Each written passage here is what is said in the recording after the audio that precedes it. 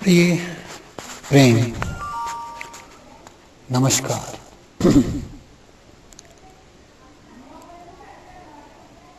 जीवन इच्छाओं का खेल है और समय के साथ इच्छाएं बदल जाती हैं। बच्चे खिलौनों की इच्छा करते हैं, परियों की इच्छा करते हैं और ना जाने कितने सपने देखते हैं बच्चे अपने जीवन में। और जब हम बड़े होते हैं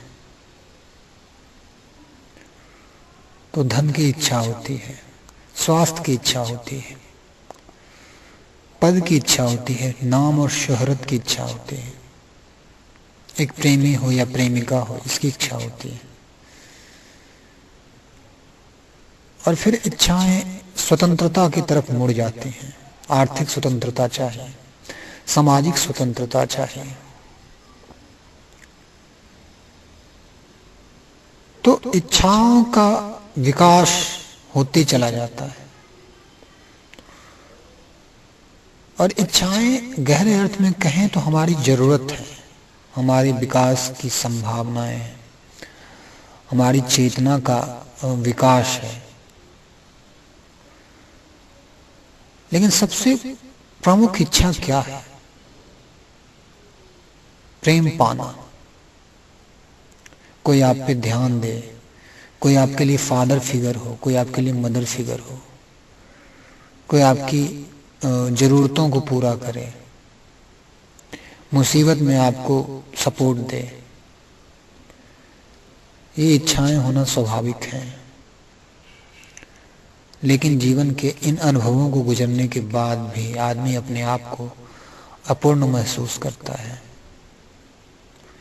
तब उसके अंदर परम इच्छा प्रकट होती है।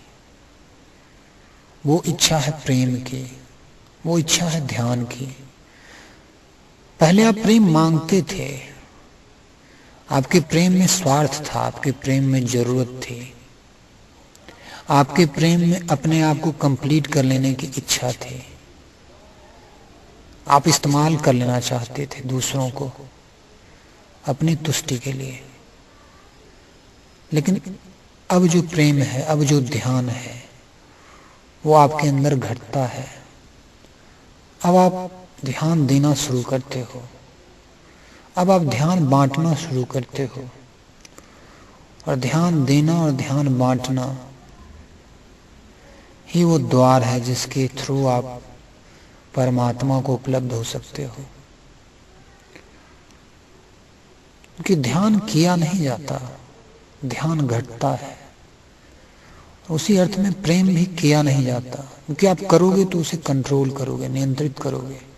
ध्यान करोगे तो ध्यान को भी कंट्रोल करने की कोशिश करोगे। ध्यान होता है। जैसे आप सांसें लेते नहीं, सांसें चलती हैं, वैसे ही सत्य घटता है। श्री राम कृष्ण अर्पणमस्तु।